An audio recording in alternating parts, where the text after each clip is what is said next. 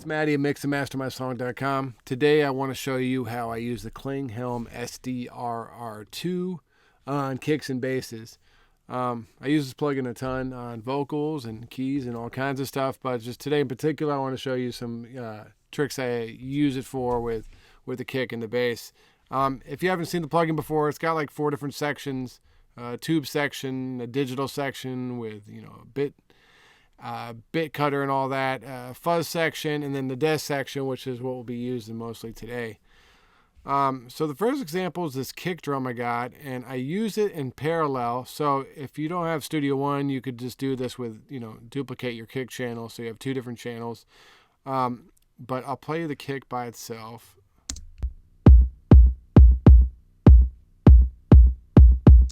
And then with the SDRR2, so you can hear how it just kind of punches through a lot more, and that's what I was trying to achieve with this.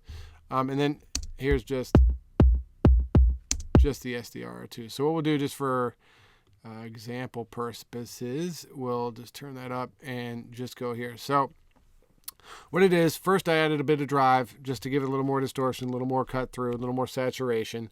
I didn't mess with the transients at all. They were fine. But I did use the compressor. So the compressor has 3 stages for a fast and for attack and release. So when it's not lit, it means it's a slow attack. Lit yellow means medium attack, and red is fast attack. So we got a slow attack and a fast release. It's the same as for the release. And as you can see, I'm taking, in the middle here is about 10 dB of gain reduction, and all the way to the top's 20. So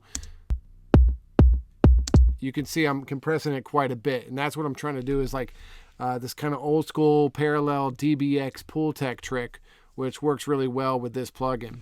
So we're compressing the kick quite a bit, and then setting it, and then boosting the bass about 6 dB.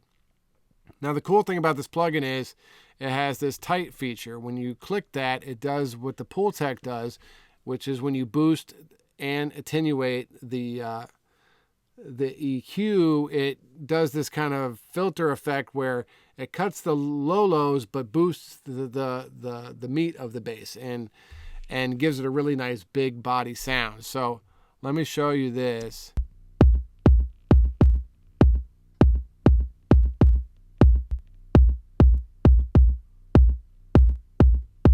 So you can kind of hear the difference what that does. It just gives you a nice thick bass, but still controlled and tight and not overwhelmingly in the subs. So that's what I did for that, and then blended it to taste with a parallel, and it came through and ended up cutting through the mix quite a bit, which is what I was going for.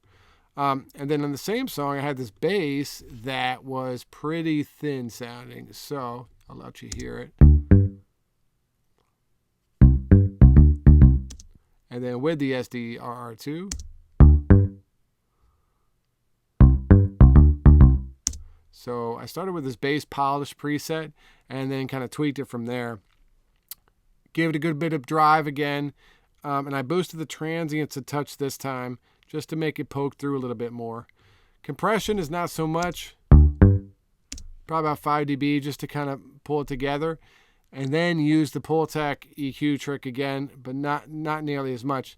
The difference here was I used this treble filter, and now when you click the tight filter, if this isn't lit, it just works kind of as a boost cut. But if you click the tight, if you boost, it acts kind of like a 1073 high end, the high end of a 1073 Neve EQ, which sounds really great for vocals if you're using this thing.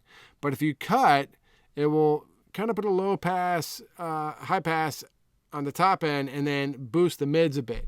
So I'll play it and turn that up and down so you can hear it.